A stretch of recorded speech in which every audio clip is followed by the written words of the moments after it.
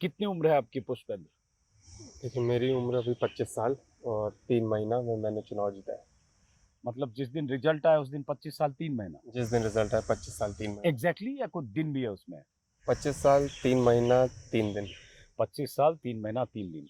और एक और लड़की बिहार से जीती है, शांभवी नाम है शायद, जी। उसकी क्या उम्र है? देखिए, शायद वो मेरे से ओल्डर हैं, वो भी 25-26 साल की हैं। और एक यूपी से मछली शहर से प्रिया जी, सरोज जीती है, उनकी क्या है? उनकी 25 साल 5 महीना है। 5 महीने। और एक संजना जाटव जीती हैं भरतपुर से, कांग्रेस वो के भी टिकट पर, वो उनकी भी शायद शायद 26 है। 26 साल है। तो सबकी उम्र के बारे में आपको जी, जानकारी है। जी। तो हमारे साथ हैं अभी यंगेस्ट पार्लियामेंटेरियन, यंगेस्ट सांसद, मतलब जो नई संसद में चुनकर आए हैं या लोकसभा चुनाव के बाद जो नए सांसद चुनकर आए हैं, उनमें सबसे कम उम्र के सांसद पुष्पेंद्र सरोज। 542 सीटों पर चुनाव हुआ, 543 सीट है, एक सीट सूरत जहां पहले ही निर्विरोध हो गया। तो 542 सांसदों में सबसे कम उम्र है, जी, ये तो अब कंफर्म है। बिल्कुल। और पुष्पेंद्र सरोज ने रिकॉर्ड तोड़ा है कम उम्र में संसद का चुनाव जीतने में। 2019 में उड़ीसा की क्योंझर से 25 साल 11 महीने 9 दिन की उम्र में जीती थी चंद्रानी मुर्मू। तो पुष्पेंद्र सरोज ने उनका रिकॉर्ड तोड़ा है और इस बार चुनाव जीत कर आए हैं सबसे युवा सांसद। पुष्पेंद्र, आपका स्वागत है। बहुत धन्यवाद आपका। सबसे पहले आप यूपी की कौशाम्बी कौशाम्बी की। सीट से जीत कर आए। जी, पहले अपने बैकग्राउंड के बारे में थोड़ा दर्शकों को बताओ। एक तो हम लोग जो जानते हैं कि आप इंद्रजीत सरोज के बेटे हो, जी, आपके पिता 5 बार विधायक रहे, जी, अभी समाजवादी पार्टी में हैं, उसके जी, पहले बीएसपी के भी विधायक रहे, उस पर हम आगे बात करेंगे। ये एक सियासी बैकग्राउंड, पारिवारिक बैकग्राउंड जी, जानते हैं। लेकिन आप शायद लंदन में पढ़े, क्या पढ़ाई की, थोड़ा विस्तार से बताओ, फिर हम आगे जरा समझेंगे, क्योंकि हम चाहते हैं हमारे जरिए दर्शक भी आपको समझे कि पुष्पेंद्र सरोज हैं क्या। देखिए, मेरी प्राइमरी एजुकेशन सबसे पहले मेरी वेलम बॉय स्कूल देहरादून में हुई, 12th तक। उसके हम्म। बाद मैं गया हम्म। बाहर लंदन पढ़ने हम्म। के लिए। क्वीन मेरी यूनिवर्सिटी ऑफ लंदन में मैंने अंडर ग्रेजुएट डिग्री की, hmm. BSc in accounting and management. Hmm. उसके बाद मैं वापस आया हम्म। और मैंने बहुत सक्रिय होकर के अपने पिताजी के चुनाव में भी हम्म। कैंपेनिंग की। हम्म। और ये मेरा खुद का चुनाव था, तो अब की बार तो पूरी जी जान लगा कर कैंपेनिंग। तो पुष्पेंद्र, ये बताओ टिकट कैसे मिला? सबकी ये दिलचस्पी होती है, बहुत स्ट्रगल होता है। हालांकि आपका पारिवारिक जी। ट्रैक रिकॉर्ड है, पिता आपके 5 बार के विधायक, 3 बार मंत्री भी रहे। आपको टिकट मिला इसलिए क्योंकि आप इंद्रजीत सरोज के बेटे थे? देखिए, नहीं, ये टिकट मेरा राष्ट्रीय अध्यक्ष जी माननीय अखिलेश यादव जी का भी मैं धन्यवाद देना चाहूँगा। वो मुझसे 2 साल पहले मिले थे। तब वो मेरी उम्र नहीं जानते थे और तब उन्होंने मेरे से बात की। हालांकि मेरे पिता को कोरोना हो गया था, तो मैं उनके पास गया, तब वो हालचाल लेने आए थे, तो हमारी उनसे वार्तालाप हुई। तो हम्म। उन्होंने मेरे को बोला कि आप अच्छा बोलते हैं, आप पढ़े लिखे हैं, बाहर से पढ़े लिखे हैं, तो आगे चल के आपको राजनीति में सक्रिय होना है। बस इतना बोला था। तो जब बात हुई कि थोड़ा पेपर वर्क, बहुत क्लोज कॉल था क्योंकि 25 साल 3 महीना, हम्म। तो बात हो रही थी कि चुनाव लड़ना चाहिए कि नहीं लड़ना चाहिए। पिताजी लड़ना चाह रहे थे चुनाव, तो मैंने उनको बोला कि आपको चुनाव लड़ना चाहिए। तो उन्होंने बोला कि उनके स्वास्थ्य थोड़ा खराब रहता है, तो वो चुनाव नहीं लड़ेंगे। तो मैंने फिर अपना नाम भी काफ़ी बड़ी सूची में अपना नाम भी दिया था। तो राष्ट्रीय अध्यक्ष जी ने जब पेपर वर्क देखते हुए सब कुछ फाइनल हुआ, तो उन्होंने डिसाइड किया कि समाजवादी पार्टी से मुझे कैंडिडेट होना। लेकिन बड़ा इंटरेस्टिंग है, जब आप 23 साल के थे तभी एक तरह से ऑफर आ गया था। देखिए, उन्होंने बोला था कि आगे चल के आप हमको न्यू विजन चाहिए, न्यू यूथ चाहिए, थोड़ा बात रखने के लिए अपने लोगों का हम्म। संसद भवन में, और थोड़ा अपने लोगों के लिए काम करने के लिए एक नई सोच चाहिए। हम्म। तो हालांकि लोकसभा के लिए बात नहीं हुई थी, लेकिन समय आने पे सब बैठता चला गया। तो पुष्पेंद्र सरोज, जब मैं नतीजे आ रहे थे तो मेरी नज़र थी कि इसमें जो युवा चुनकर आ रहे हैं देश के अलग अलग राज्यों से, अलग अलग सीटों से, उनमें से कौन से युवा हैं या कितने युवा हैं जिनकी उम्र, न्यूनतम उम्र होती है 25 साल लोकसभा चुनाव लड़ने जी, के लिए। तो 25, 26, 27 साल के कितने युवा हैं? तब मुझे नतीजे जिस दिन आए उसके अगले दिन तक पता चला कि 4 ऐसे युवा हैं जिनका जिक्र मैंने शुरू में किया। लेकिन चूंकि पुष्पेंद्र इसलिए भी सबका पता कर रहे होंगे उम्र, क्योंकि ये आपको ये दिलचस्पी होगी कि यंगेस्ट कौन, मैं या कोई और, इसलिए सबके बारे में जानते हो। देखिए रिकॉर्ड तो एक बार बात हुई थी रिकॉर्ड की, और हम्म। रिकॉर्ड मुझे हालांकि पता चला था कि 3 महीना तो बहुत मुश्किल है, नामुमकिन तो नहीं लेकिन बहुत मुश्किल है तोड़ना। लेकिन मुझे खुशी हुई थी कि अब की 3 बार महीना तोड़ना मतलब 25 साल 3 महीना ओके, तोड़ना। मतलब कोई 25 साल 2 महीने का हो सकता 25 है साल 2 महीने का हो सकता है, कोई 1 ओके महीने का भी हो ओके सकता है। लेकिन मैं बस इतना कहना चाहूँगा, खुशी इस बात की हुई कि अब की बार यूथ को चांस मिला। हाँ। और अब हमारी पार्टी में देखेंगे तो बढ़ चढ़ के 3 हमारे बहुत नौजवान सांसद बने हैं।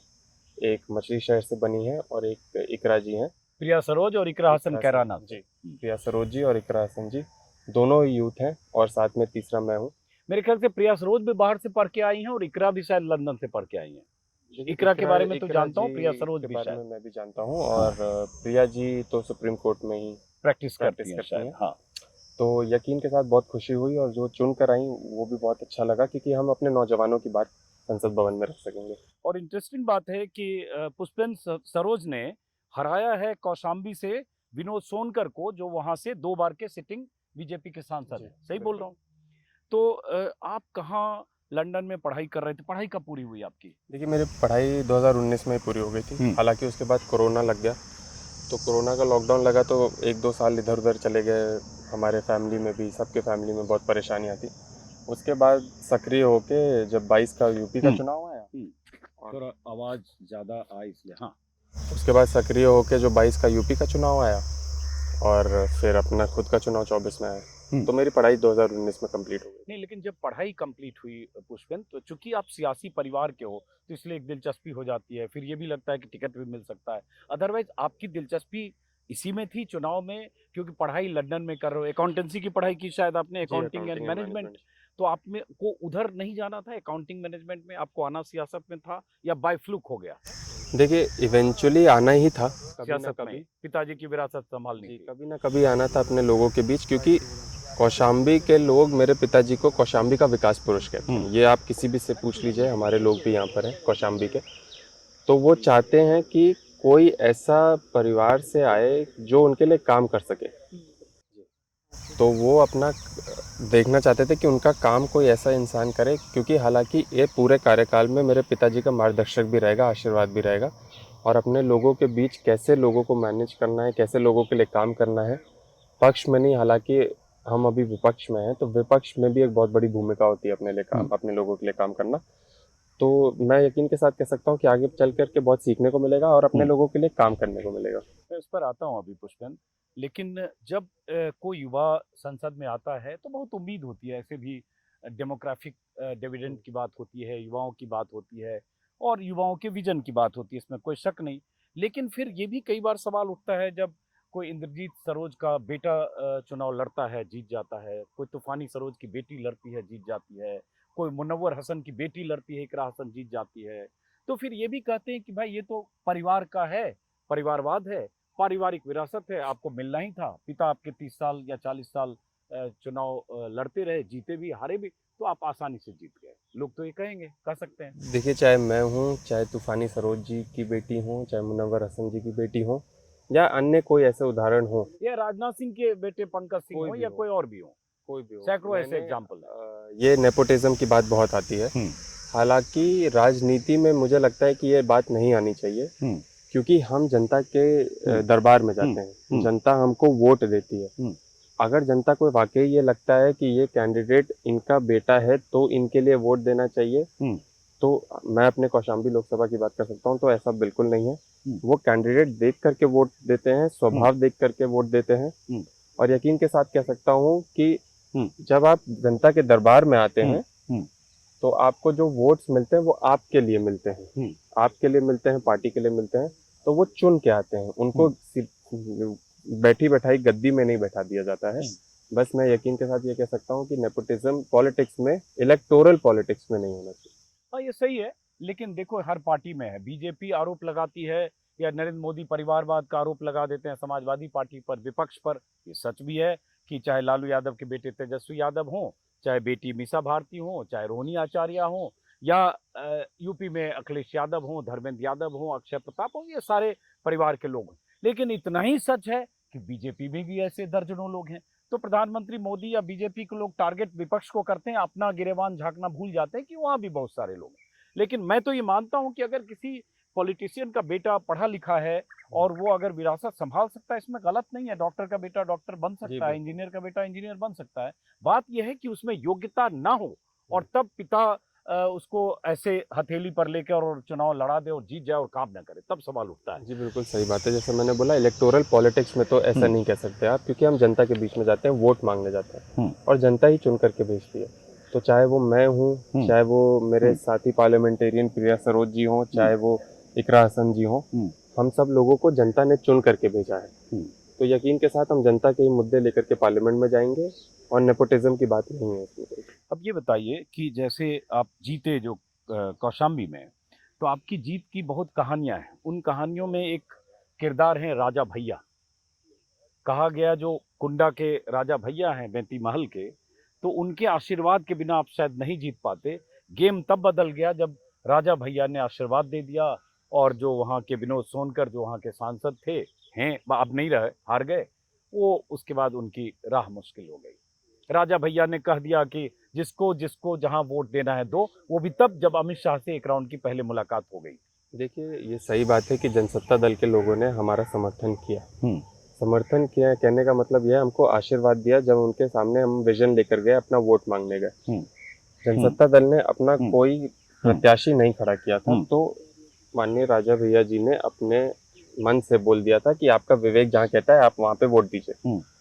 और यकीन के साथ मैं कह सकता हूँ कि समाजवादी पार्टी पहले भी जीत रही थी और उनके समर्थन जो हमको मिला, उनके समर्थकों का आशीर्वाद हमको मिला, उससे हमारी जीत और ज्यादा हो गई। क्योंकि अगर आप इधर आइए, हाँ उनके आप लोग इधर आइए, हाँ उनके सीट में, उनकी 2 सीट हैं ऐसी जिन पर प्रभाव है, लेकिन हम पांचों की पांचों विधानसभा जीत कर आए हैं। ये भी एक अपने में कौशाम्बी के इतिहास में रिकॉर्ड है कि पांचों विधानसभा से हम भारी मतों से जीत कर आए हैं। हाँ। तो मैं सबका धन्यवाद देना चाहूंगा। इंडिया गठबंधन के हमारे सहयोगी दल हैं और साथ ही साथ ऐसे सभी लोग जिन्होंने हमको आशीर्वाद दिया। अब ये बताओ, जब आप चुनाव प्रचार कर रहे थे तो आपने किस मुद्दे पर लोगों से वोट मांगा? कुछ मैंने प्रचार के आपके हिस्से देखे। हालांकि चुनाव के लिए सबसे बड़ा मुद्दा अगर कहें युवाओं के लिए बेरोजगारी और महंगाई है, लेकिन एक तरफ ये मुद्दा और दूसरी तरफ चुनाव जीतने के लिए राजा भैया का आशीर्वाद जरूरी, कि आप महल पर भी भरोसा करते हैं, महल के भरोसे भी रहते हैं। तो ये किसकी क्या कितनी भूमिका रही? देखिए, समीकरण बनाना और समीकरण बिगाड़ना, कैसे एक दूसरे के साथ समीकरण बिठाना, बैठाना, जातीय समीकरण इधर बिठाना, जाति धर्म और इधर उधर से लोगों को जोड़ना है, ये हमारे राजनीतिक उसमें नहीं था। हमने डे 1 से लेकर आखिरी तक मुद्दों पे वोट मांगा। हालांकि जब भी हम गए लोगों से समर्थन मांगने के लिए, हमने मुद्दों की बात की। तो ये पॉलिटिकल सैकोलॉजिस्ट एनालिस्ट का खेल था ये समीकरण बैठाना। हमने प्योरली बेरोजगारी और महंगाई पे, क्योंकि वो राष्ट्रीय मुद्दे हैं, और पेपर लीक उत्तर प्रदेश में बहुत बड़ा मुद्दा था और हमारे किसानों के लिए जो आवारा पशु जिससे वो खेत उनके चर जाते हैं, वो एक बहुत बड़ा कोर इशू था। तो हमने पूरे चुनाव को इश्यूज और मुद्दों से लड़ा और आपने नतीजों में भी देखा होगा कि अब की बार उत्तर प्रदेश की जनता ने एटलीस्ट वोट किया इश्यूज पे, और इश्यूज के लिए जब वोट करते तो बदलाव की ओर वोट करते। ये भी हुआ कि जो कम उम्र के जो युवा सांसद जो चुनकर आए हैं, 4 जिनका जिक्र किया शुरू में, उनमें पुष्पेंद्र सरोज सबसे अधिक मार्जिन से जीत कर आए, शायद 1 लाख से ज्यादा मार्जिन, 1,04,000 1,04,000 से जीत कर आए।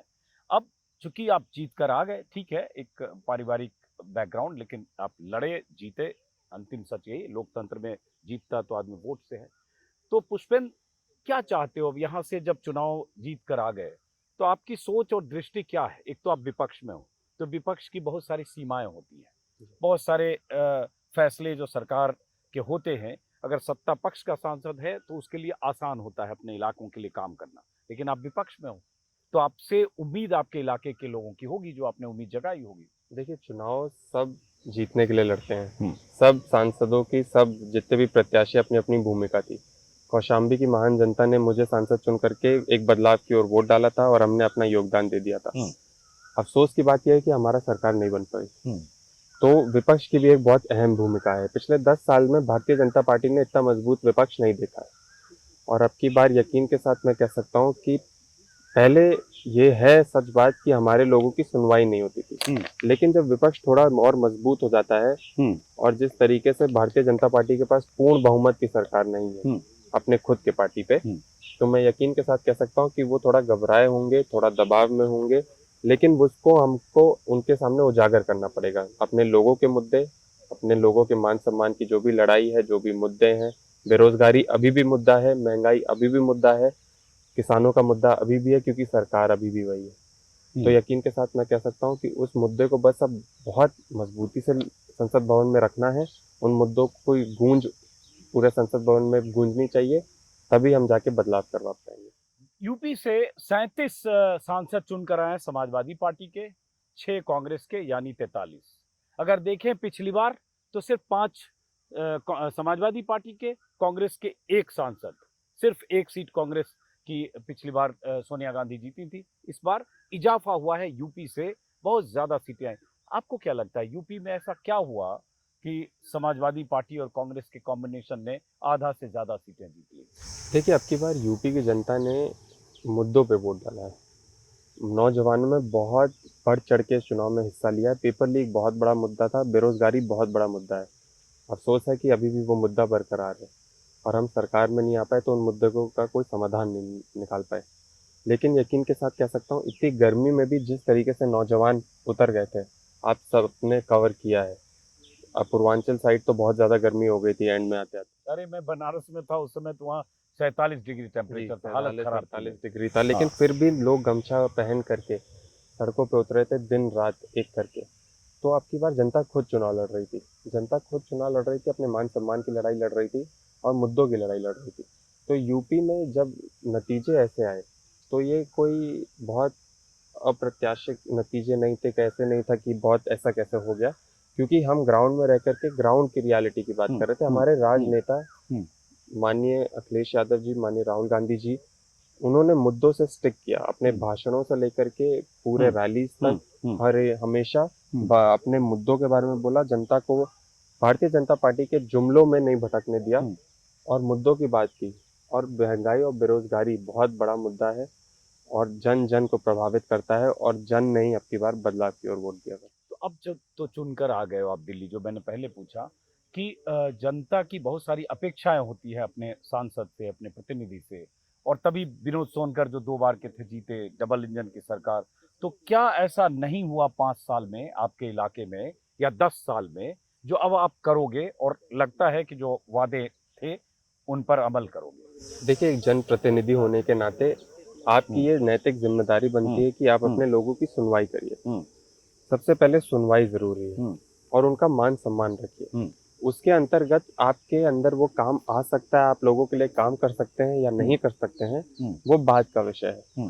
लेकिन आप लोगों का मान सम्मान रखना ये आपका कर्तव्य है। हमारे कौशाम्बी लोकसभा में अगर आप पूछेंगे तो फिर आप ये देखेंगे कि लोगों का मान सम्मान नहीं हुआ, उनकी सुनवाई नहीं हुई। उल्टा जो सांसद थे, उन्होंने लोगों का अपमान किया। जिन लोगों ने उनका वोट दिया, उन लोगों को ही गालियां दी। तो ये बहुत बड़ा एक मुद्दा अपने में ही कौशाम्बी लोकसभा में मान सम्मान की लड़ाई एक बहुत बड़ा मुद्दा बन गया था। तो यकीन के साथ कह सकता हूँ कि सबसे पहले लोगों की सुनवाई हो। हम अफसोस की बात यह है कि वो तो सरकार में थे, डबल इंजन की सरकार थी, लेकिन फिर भी काम नहीं करा पाए।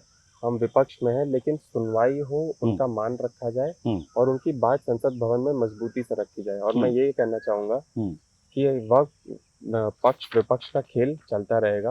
हमको सरकार के साथ मिल करके अपने लोगों के लिए काम करना है, क्योंकि हम सब संसद भवन में लोगों की भलाई के लिए बैठे हैं। ये भी हुआ कि आपने जिनको हराया है, विनोद सोनकर को, उन्होंने आपके पिता को हराया था। जी बिल्कुल, 2019 में उन्होंने 19 में हराया था। तो कुछ लोग कह रहे हैं कि बेटे ने बाप का बदला ले लिया। हाँ, ये कौशाम्बी की पूरी जनता कह रही है बदला ले लिया, और बदला ले लिया है, बदला पूरा हो गया। बदला पूरा हो गया। तो चलिए, आपने वो बदला, सियासी बदला तो पूरा हो गया। अब एक युवा के तौर पर मैं जरा समझना चाहता हूँ, चूंकि आप उस उम्र में हो पुष्पेन, जिस उम्र में लोग नौकरियों के लिए स्ट्रगल करते हैं, लाठियां खाते हैं, प्रदर्शन करते हैं, उनके पेपर लीक होते हैं, 4-4, 5-5 अटेम्प्ट देते हैं, कई बार 3-3, 4 साल, 5 साल तक नियुक्तियों का इंतजार करते हैं। तो सबसे बड़ी समस्या देश में अभी रोजगार की या बेरोजगारी की है। उसके लिए क्या लगता है कि आप क्या कर पाओगे एक सांसद के तौर पर? देखिए, हम सबसे पहले बेरोजगारी बहुत बड़ा मुद्दा है और साथ में पेपर लीक उसको जोड़ दें तो वो एक डबल कॉम्बिनेशन, डेडली कॉम्बिनेशन बन जाता है।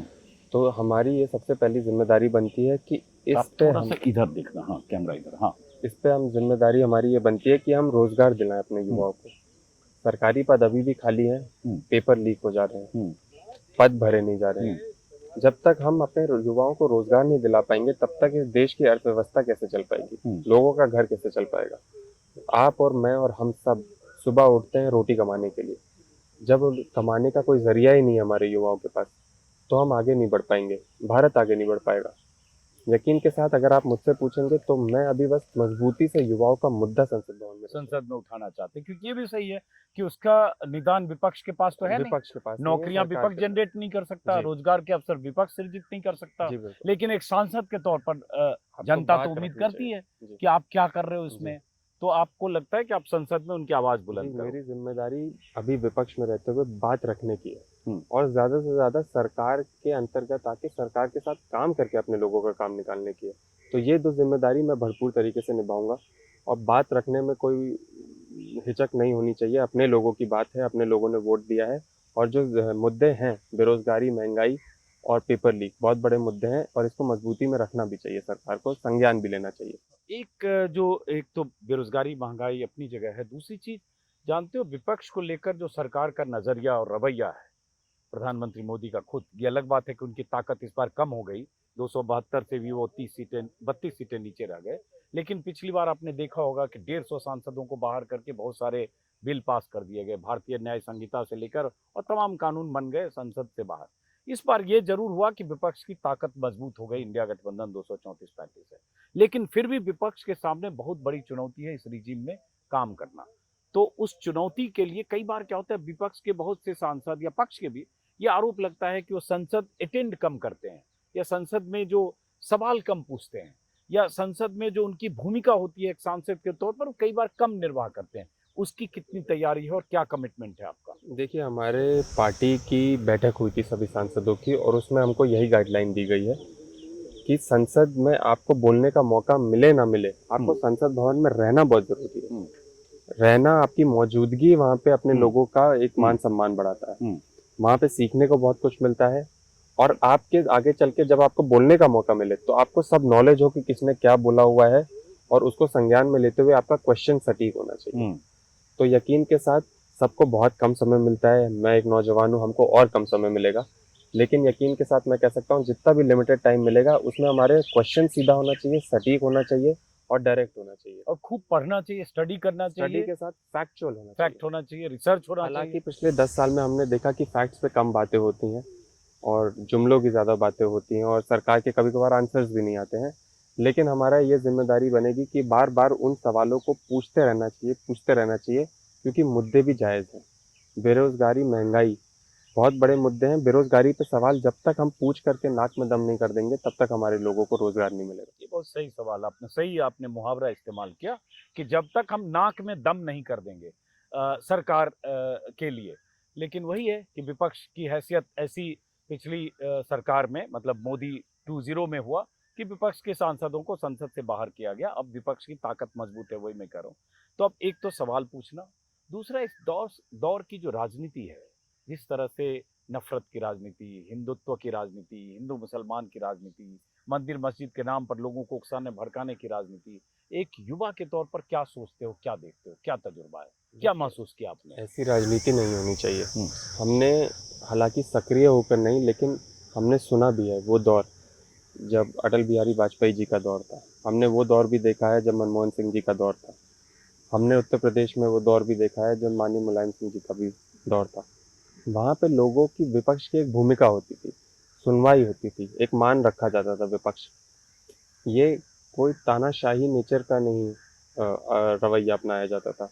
और अब की बार जो चुनाव में खास करके आदरणीय प्रधानमंत्री जी की जो रैली हुई है, उनकी भाषा जैसी रही हो, भारतीय जनता पार्टी के नेताओं की भाषा जो रही हो, सीधा सीधा संविधान बदलने की बात की हो या फिर लोगों में ध्रुवीकरण पैदा करने की बात हो, एक नौजवान होने के नाते और सभी नौजवानों के लिए मैं यकीन कैसे कह सकता हूँ और एक एस्पिरेंट, पॉलिटिकल एस्पिरेंट के नतीजे मैं ये कह सकता हूँ कि ऐसी चीज़ नहीं होनी चाहिए।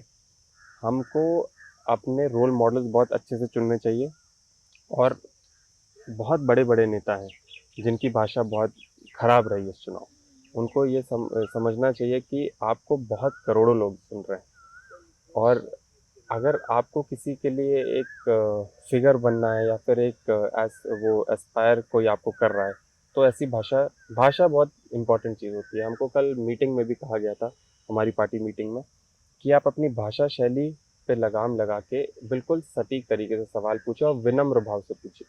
आपके ज़ुबान से जो निकलता है वो आपकी पूरी पर्सनालिटी बताता है। तो अब भाषा पे बहुत कंट्रोल आपने होना जैसे रोल मॉडल का जिक्र किया, तो आपका रोल मॉडल सियासत में कौन है? कोई है? चाहिए। देखिए, सियासत में रोल मॉडल बहुत तो नहीं है। मेरे रोल मॉडल थोड़ा हट के हैं, थोड़ा नॉर्मल हिंदुस्तान से भी हट के हैं। रोल मॉडल हिंदुस्तान में अगर आप बात करें तो भगत सिंह जी थे मेरे रोल मॉडल। मेरे रोल मॉडल अंबेडकर जी रहे हैं, और अब की बार तो चुनाव में अंबेडकर जी के बनाए हुए संविधान की बात पे आ गई थी, तो हमने बहुत सक्रिय होकर उस चीज़ पे कदम रखा था। हालांकि मुझसे न्यूज़ रिपोर्टर्स पूछते थे कि आप सबसे यंग हैं और संसद भवन में जा रहे हैं, तो मैं उनको सीधा जवाब यही देता था कि ये बाबा साहेब के बनाए हुए संविधान की खूबसूरती है कि जिस पंचायत में देश के सबसे बड़े राजनेता हैं, उनके बनाए हुए संविधान की खूबसूरती यह है कि 25 साल का नौजवान भी अपने लोगों की, लाखों लाख लोगों की बात रख सकेगा। तो ऐसे रोल मॉडल रहे हैं। आज थोड़ा ऐसा हो गया है राजनीतिक माहौल भी इस देश का, कि देश थोड़ा बंटने लग गया है, थोड़ा नफरत फैल गई है। अब इसको हमको जोड़ना पड़ेगा। देश को आगे बढ़ाना है तो लोगों को जोड़ना पड़ेगा। सिर्फ टेक्नोलॉजिकल पॉइंट ऑफ व्यू से डेवलप नहीं करना पड़ेगा, हमको अपने मन की भावना से भी लोगों को जोड़ना पड़ेगा। तो ये सब एक अच्छा सा मिक्स बना करके हम संसद भवन में इस बारे में मुद्दा रखेंगे।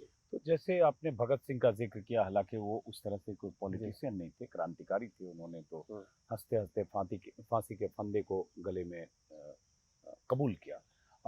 बाबा साहब अम्बेडकर, जिनकी भूमिका पर तो जी। हजारों पन्ने लिखे गए हैं, संविधान के निर्माता हैं, लेकिन इस दौर में आपके कोई रोल मॉडल नहीं है देखिए, अभी पॉलिटिक्स में। नहीं, अभी बस हालांकि आप देखेंगे तो मैं अपने क्षेत्र में निकला, हम्म। और हम्म। अभी जब मैं पढ़ कर आया तब मैं हम्म। सक्रिय होकर 2022 के उत्तर प्रदेश के चुनाव में अपने क्षेत्र में निकला। हम्म। तो जब मैं अपने लोगों से मिला, हम्म। तो मेरे पिताजी को कौशाम्बी का विकास पुरुष वाकई में कहा जाता है, हम्म। और लोगों ने वो हम्म। नाम दिया है। हम्म। और बहुत से ऐसे लोग मिले हमको जब हम क्षेत्र में घूम रहे थे। हम्म। हम पर्चा दे रहे थे लोगों को, तो हम्म। पर्चा जब दे रहे थे तो वो नाम पढ़ते थे पर्चे पे। हम्म। तो उनका ये कहना था, तुम मुझ पे पर्चा बर्बाद मत करो और जितना दूर हो सके निकल जाओ मेरे नजरों से। तो हमको लगता था कि शायद ये खफा है, तो बोलते थे कि नहीं, ये पर्चा हम पे बर्बाद मत करो और यहाँ पे आके अपना टाइम बर्बाद मत करो। इनको देते आए हैं वोट क्योंकि उन्होंने काम किया है, मान सम्मान रखा है। मतलब आपके पिताजी के जी, बारे में। पिताजी के बारे में। और ये सब चीज़ें फालतू का हम पे बर्बाद मत करो, हम इन्हीं को ही देंगे, और यही हमारे गौरव है। तो मेरे क्षेत्र में तो यकीन के साथ मैं कह सकता हूँ कि मेरे पिताजी एक पॉलिटिकल रोल मॉडल हैं मेरे लिए। बस उन्हीं को कारवां को आगे बढ़ाना है और सक्रिय होकर लोगों के बीच में रहना है। 25 साल 3 महीने में आप सांसद बने। सवाल शुरू में भी मैंने पूछा था, परिवार की विरासत और उसका एक फायदा होना, बेनिफिशियरी। कई बार आदमी बहुत संघर्ष करता है, 20 साल 25 साल 30 साल संघर्ष करता है। संघर्ष में पार्षद के चुनाव लड़ता है, विधायक के चुनाव लड़ता है, कई बार टिकट नहीं मिलता है, और 30-40 साल में भी बहुत लोग सांसद नहीं बन पाते हैं। लेकिन 30 साल के संघर्ष के बाद भी आप 25 साल 3 महीने में सांसद बन गए। तो ये लक है इंद्रजीत सरोज के बेटे होने का, फायदा है इंद्रजीत सरोज के बेटे होने का, या इसके अलावा कुछ है? देखिए, आप ये कह सकते हैं एक हद तक, इस चीज़ को मानने में मेरे को कोई वो नहीं है कि उनके बेटे होने का फ़ायदा है। हर दुकानदार के बेटे को जब दुकान मिलती है तो उसको अभी लक होता है उस दुकान पाने का, वो फ़ायदा होता है। सबको अपने पिताजी का कमाया हुआ का फ़ायदा होता है, और होना भी चाहिए। हम्म। मैं हम्म। यकीन के साथ कह सकता हूँ कि बस ये है कि फिर आप उस पोजीशन में आके कैसे अपनी दुकान चलाते हैं अगर आप व्यापारी हैं, कैसे अपने लोगों के बीच में रहते हैं अगर आप पॉलिटिशियन हैं, हम्म। कैसे अपना काम करते हैं, फिर आपकी राजनीति शुरू हो जाती है, फिर लोग आपको देखकर वोट देते हैं। तो अब की मेरे को ब्रेक और ये अपॉर्चुनिटी ज़रूर मिली है, तो अब इस अपॉर्चुनिटी पे खड़े होना, रिस्पॉन्सिबिलिटी बहुत ज़्यादा हो गई है। रिस्पॉन्सिबिलिटी दुगनी हो गई है क्योंकि एक हाथ तक मेरे को अपने पिताजी का भी कंपटीशन करना पड़ेगा। हम्म। तो यकीन के साथ मैं कह सकता हूँ कि हमारे लिए भी ये आसान नहीं होता है, किसी के लिए आसान नहीं होता है, लेकिन खड़े उतरना, मेहनत करना, परिश्रम करना, अपने लोगों के बीच में रहना, लोगों की बात उठाना, ये मेरा आगे का विजन है। एक और बताओ, जैसे आपने हमने पूछा रोल मॉडल, आपने अभी के किसी रोल मॉडल का ज़िक्र नहीं किया, लेकिन जैसे अच्छा वक्ता होना बहुत ज़रूरी है सियासत में, और संसद में 75 सालों में एक से एक वक्ता हुए हैं हर दौर में, प्रधानमंत्री के तौर पर, नेता विपक्ष के तौर पर, बहुत सारे वक्ता, लंबी लिस्ट है, मैं 2-4 का नाम लूँगा तो सही नहीं होगा, बहुत सारे लोग हैं। तो आप और उसके लिए ज़रूरी है खूब पढ़ना, दूसरों को सुनना, संसद की लाइब्रेरी में वक़्त गुज़ारना। तो आप एक नए सांसद के तौर पर अगर आपसे सवाल पूछूँ कि आपको किसकी स्पीच या किसका भाषण आपको अच्छा लगा, जिसको लगता है कि ऐसा वक्ता होना चाहिए? कुछ है इम्प्रेशन दिमाग में? देखिए या सुना है आपने, इस तरह से गौर किया? देखिए काफ़ी ऐसे वक्ता रहे हैं। ऐसा नहीं है कि आज भी संसद भवन में ऐसे काफ़ी अन्य पार्टी के वक्ता भी हैं, जो अपनी बातों को फैक्चुअल बेसिस पे रखते हैं। और प्रधानमंत्री जी की बात मैं करूं तो उनका वक्ता जैसा था, आज वैसा नहीं रहा।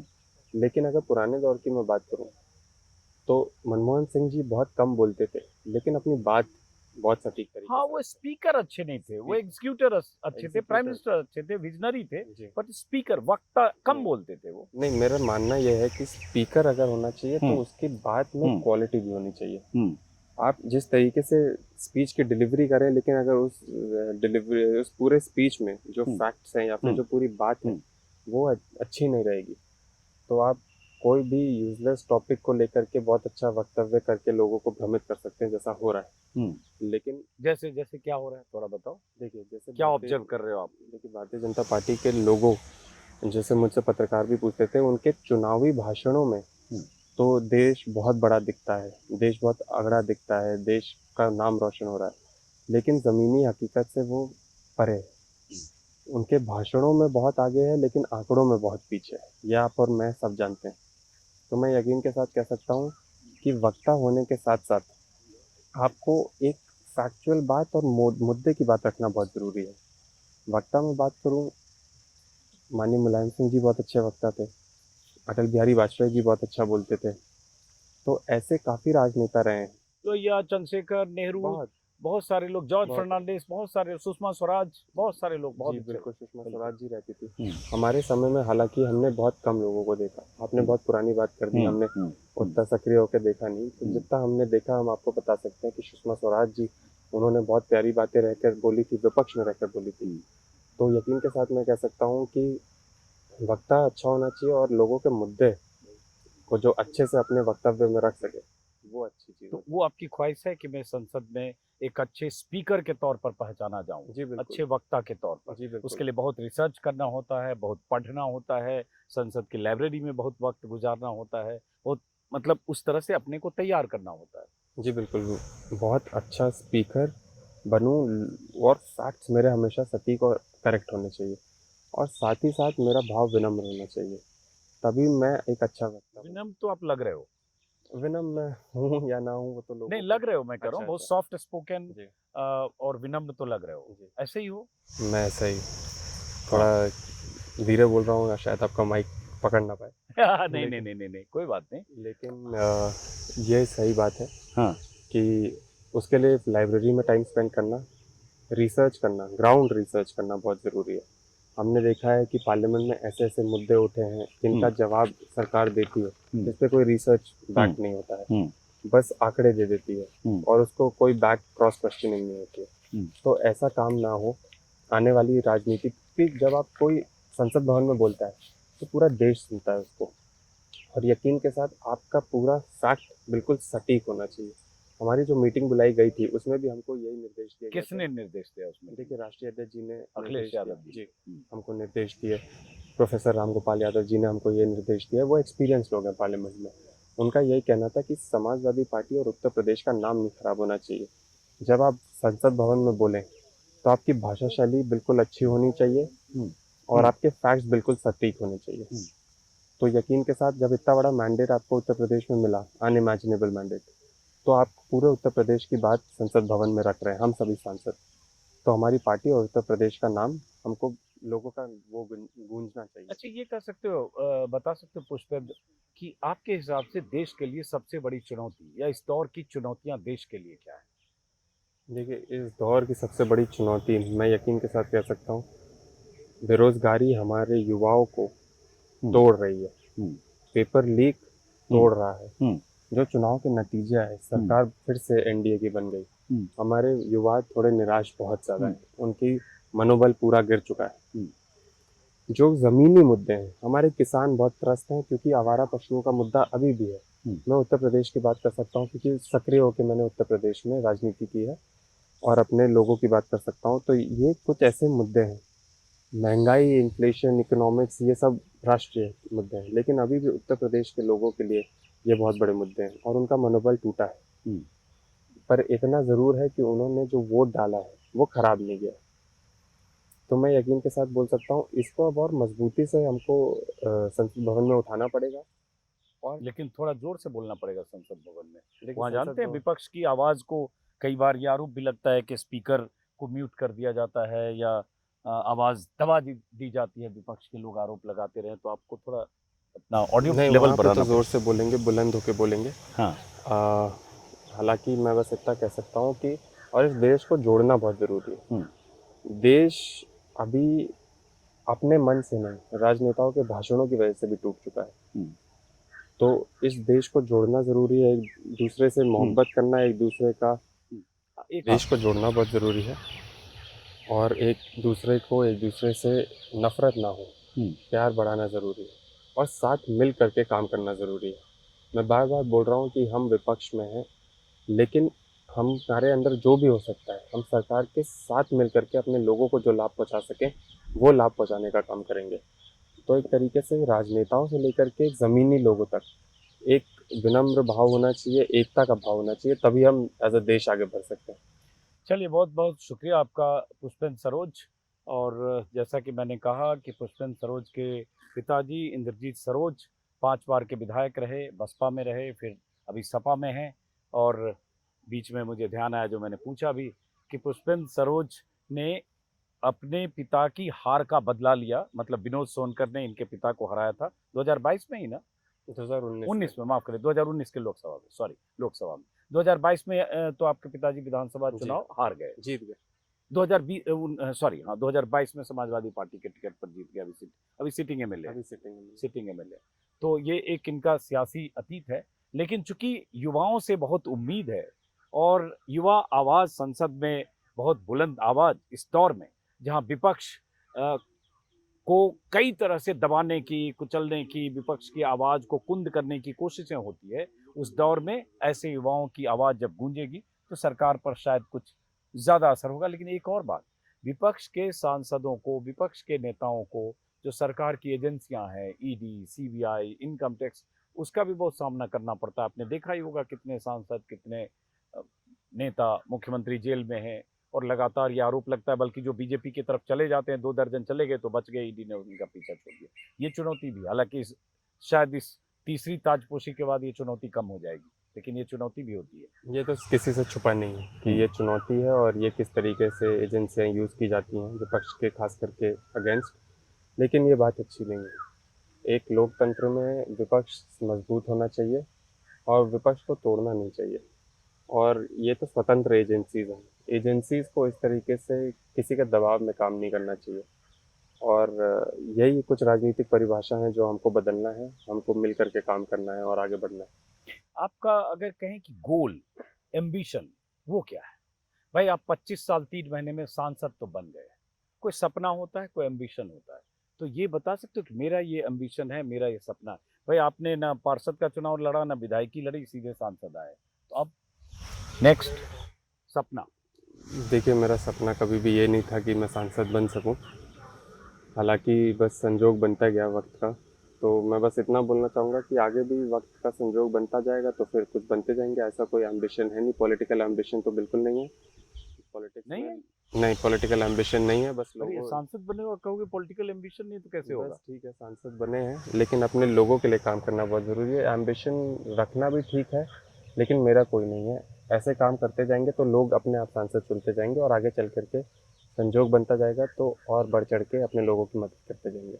चलिए, बहुत बहुत शुक्रिया पुष्पेंद्र, एक युवा के तौर पर और नए नए सांसद के तौर पर। अभी शपथ वैसे पुष्पेंद्र ने ली नहीं, अभी आपको जानकारी मिली कि कब शपथ? 18 तारीख के बता 18 तारीख को शपथ लेना है सांसद के तौर पर। फिलहाल एक बार फिर से आपका चलिए, शुक्रिया, बहुत बहुत शुभकामनाएं। अपनी आवाज़ बुलंद रखिएगा चलिए, और आपकी आवाज़ संसद में गूंजनी चाहिए। सत्ता को लगे कि ऐसे सांसद चुनकर आए हैं जो महंगाई, बेरोजगारी और ज़रूरी सवाल और ख़ास तौर से हिंदू मुस्लिम वाली नफरत की राजनीति के खिलाफ आपकी आवाज़ जी, गूंजे। बिल्कुल। शुभकामनाएं बहुत फिर धन्यवाद। से। चलिए, धन्यवाद, बहुत अच्छा लगा।